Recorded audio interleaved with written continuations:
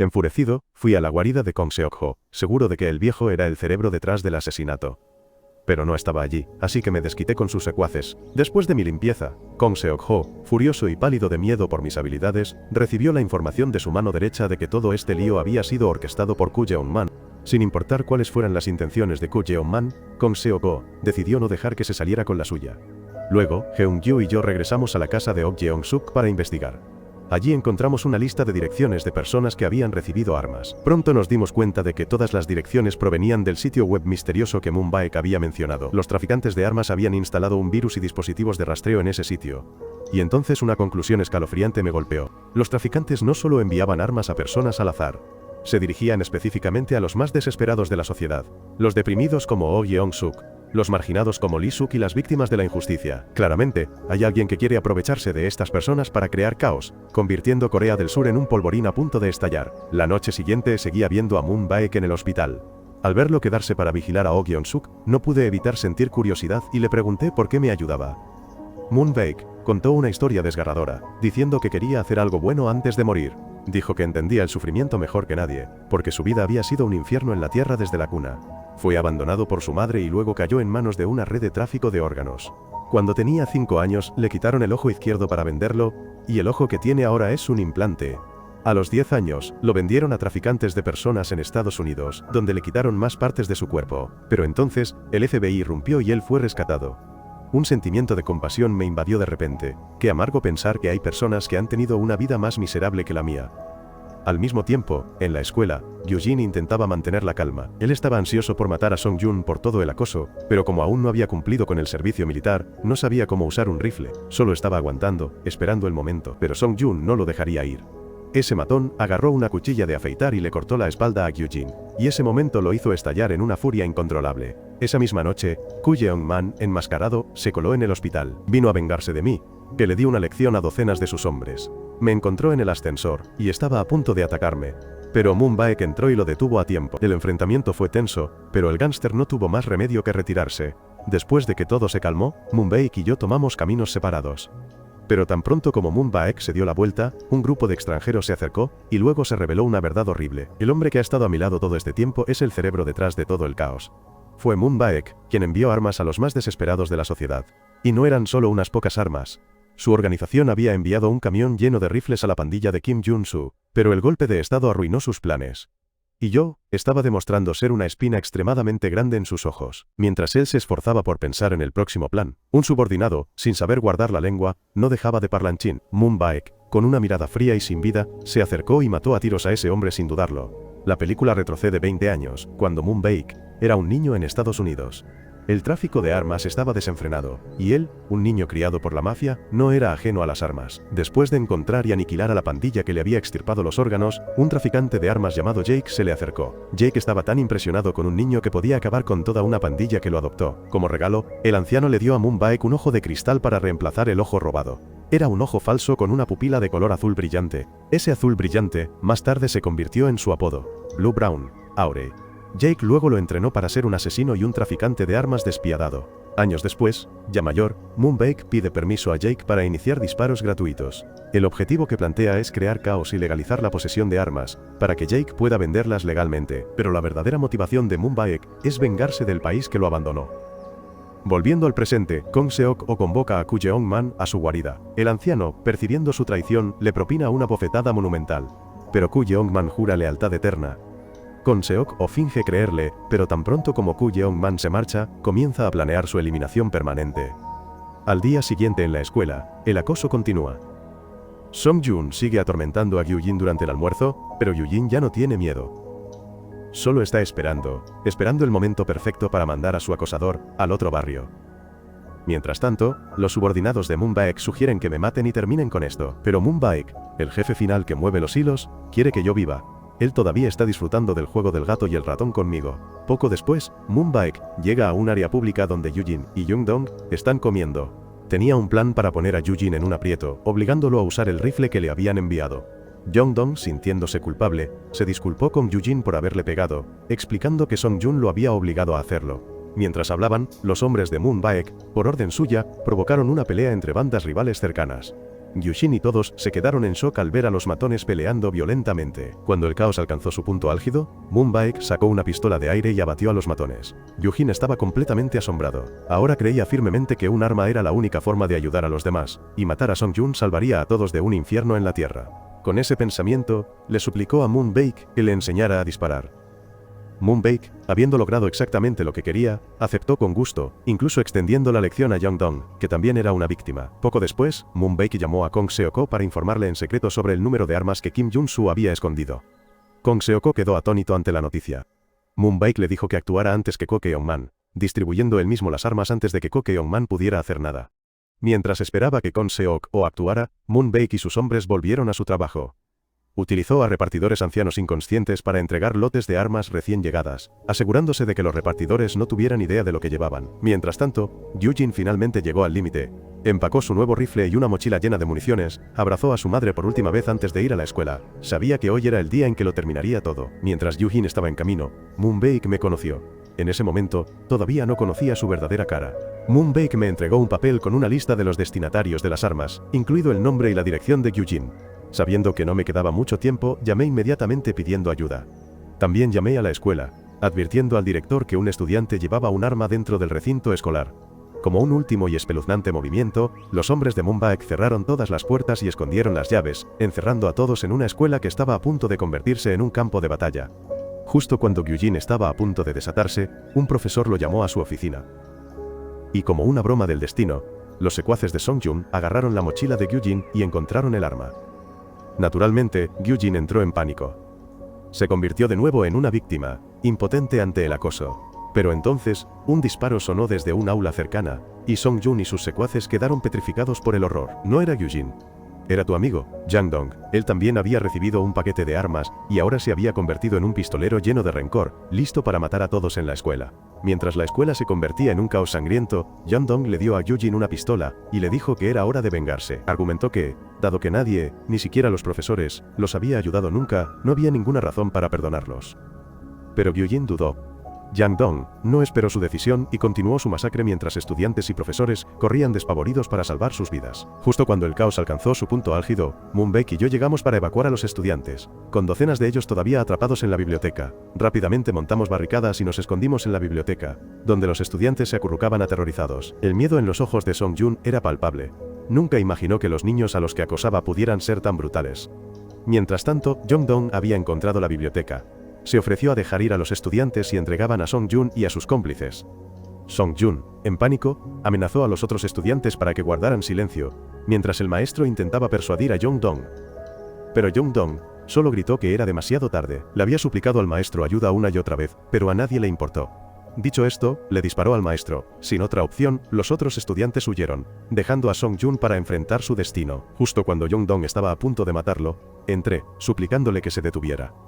Pero entonces, llegó Gyujin, con un arma en la mano, apuntando directamente a Songjun. Fue el último empujón de Moon Baek, quien le dijo que esta era la única forma de obtener justicia. La mano de Gyujin temblaba. Quería apretar el gatillo desesperadamente, pero tenía miedo de decepcionar a su madre. Vi esa lucha interna, y le rogué que bajara el arma, diciendo que la venganza solo traería más sufrimiento. Las lágrimas corrían por las mejillas de Gyujin, y bajó lentamente el arma.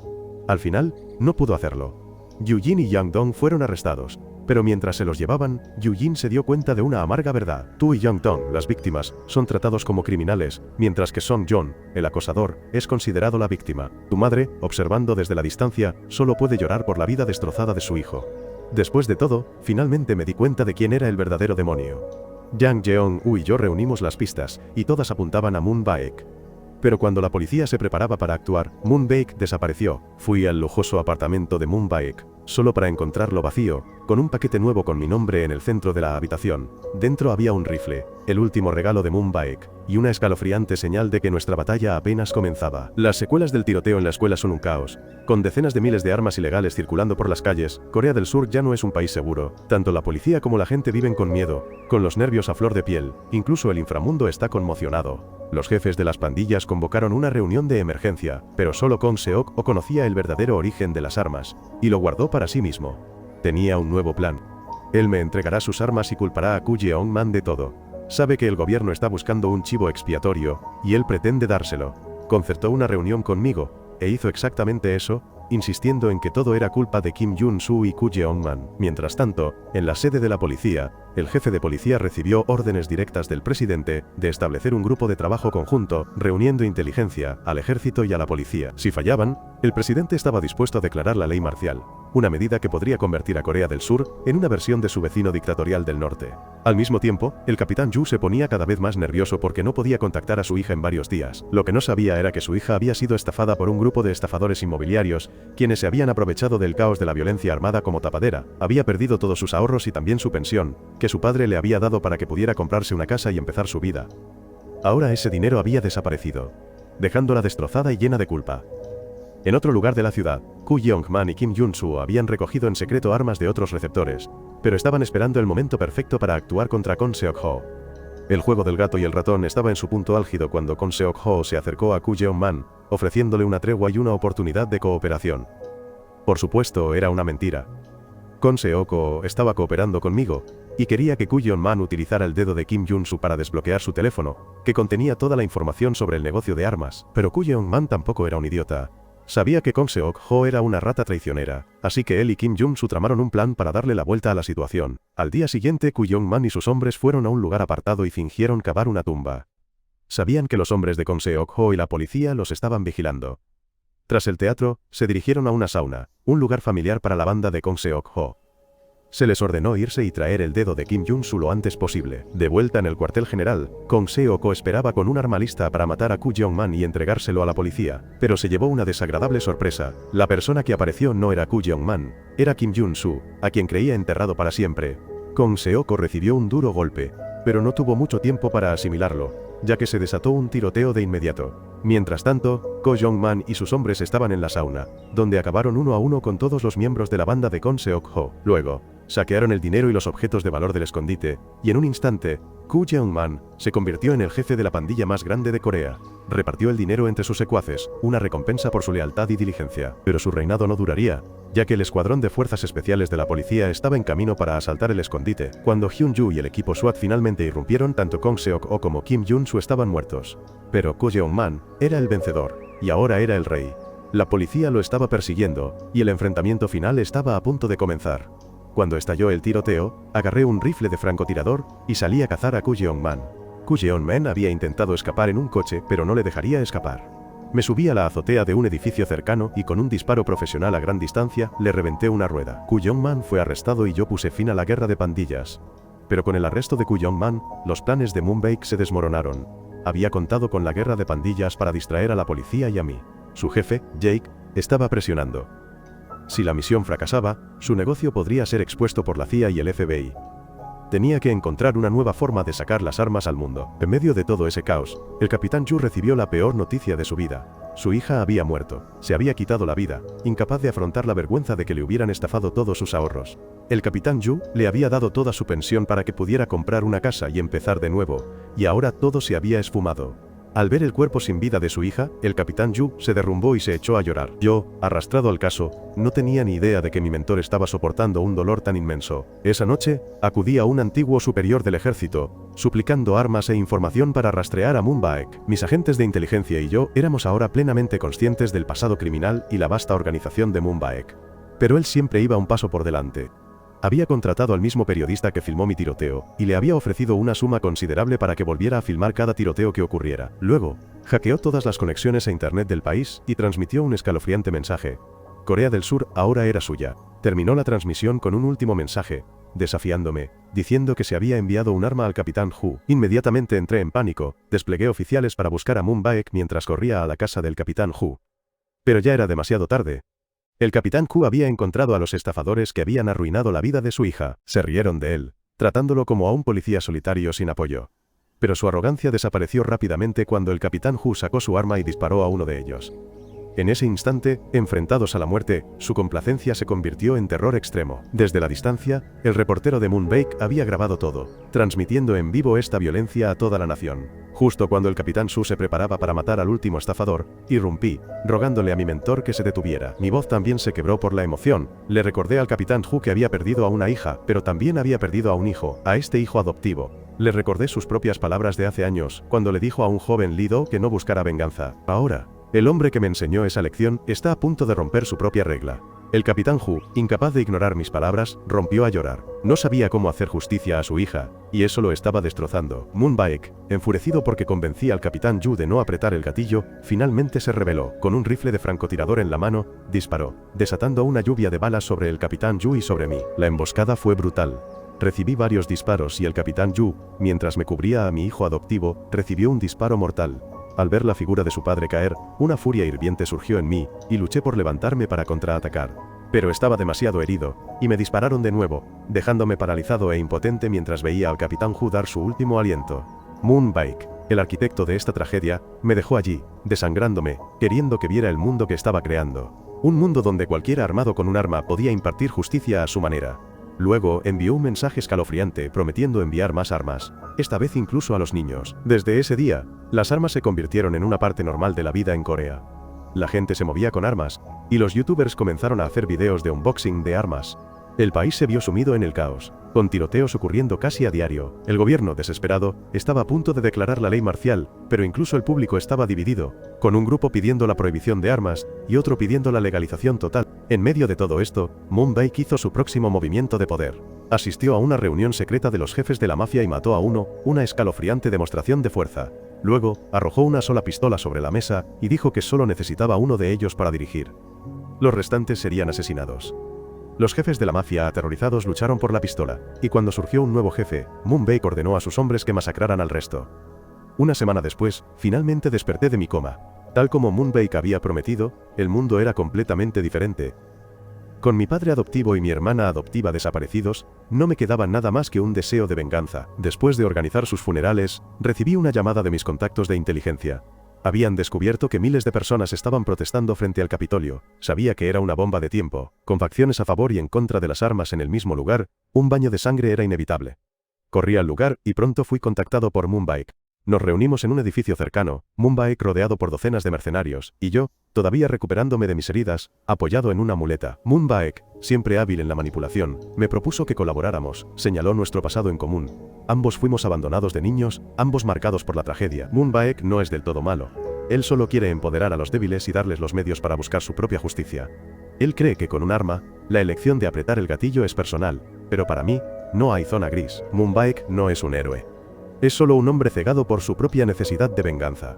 Creyendo que no podía convencerme, Moon Baek ejecutó inmediatamente su plan final. Condujo un camión lleno de rifles hasta la protesta. Abrió las puertas y dejó que los manifestantes se precipitaran como polillas hacia la luz. Yo, al ver el caos, corrí para detener el camión. Pero los mercenarios de Moon Baek ya estaban esperando. Incluso con mis heridas, los derribé a todos, pero era demasiado tarde. Los manifestantes, ahora armados y aterrorizados por la policía y el ejército, habían iniciado un tiroteo caótico.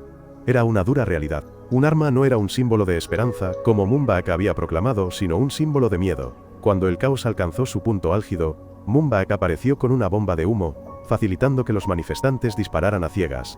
Justo en ese momento el propio Moon Baek fue alcanzado por una bala perdida, pero no se movió. Había logrado su ambición de sembrar el terror en la nación que lo había rechazado, una determinación final con la que había soñado. En medio de la masacre, vi a un niño llorando, cuyos padres habían sido abatidos a tiros. Corrí hacia el niño y lo abracé con fuerza, protegiéndolo de las balas que volaban por todas partes. Esa acción heroica fue filmada por uno de los periodistas, y cuando el metraje se emitió en directo, la opinión pública comenzó a cambiar. Las armas no los hacían más seguros, los estaban destrozando. Después de que el tiroteo terminara, el gobierno organizó un servicio conmemorativo para las víctimas y ordenó que todos devolvieran sus armas. Mientras tanto, el periodista que me había filmado antes fue ascendido por sus videos virales, pero su nuevo trabajo como gerente no duró mucho. En su primer día, una mujer cuya vida fue arruinada por un artículo que él escribió le disparó. Parece que la ley de causa y efecto es real. En cuanto a Moon Baek, estaba en coma en el hospital, pero yo lo salvé. Quería llegar al fondo de la organización sombría para la que trabajaba Moon Baek, pero un asesino fue enviado por el jefe de Moon Baek, Jake, para acabar con él. Esta escena no se emitió, por lo que su destino sigue siendo un misterio.